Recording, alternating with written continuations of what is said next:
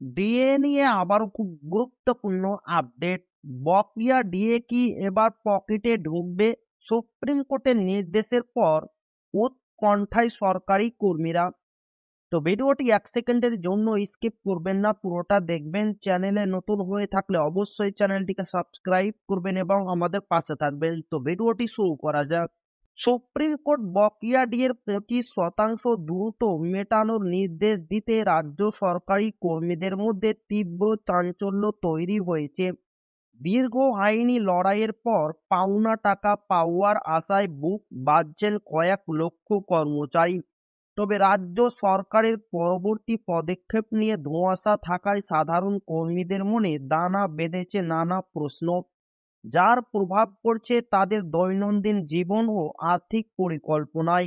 বকেয়া পাওয়ার নির্দিষ্ট দিনক্ষণ জানতে চেয়ে কর্মচারী সংগঠনের নেতাদের লাগাতার ফোন করছেন কর্মীরা। নেতাদের দাবি ৬ মার্চের মধ্যে প্রথম কিস্তি পাওয়ার কথা থাকলেও সরকারের নীরবতায় উদ্বেগ বাড়ছে। আদালতের নির্দেশে ডিএ এখন আর দয়ার দান নয়, বরং আইনি অধিকার। বকেয়ার বাকি ৭৫% মেটানোর জন্য বিশেষ কমিটি গঠিত হলেও সাধারণ মানুষের এখন একটাই জিজ্ঞাসা, ঠিক কবে তাদের হকের টাকা অ্যাকাউন্টে ক্রেডিট হবে? তো এই ছিল ডিএনএ খুব গুরুত্বপূর্ণ আপডেট যা আপনাদের মাঝে শেয়ার করলাম। তো আবারও দেখা হবে ডিএ রিলেটেড খুব গুরুত্বপূর্ণ ভিডিওতে।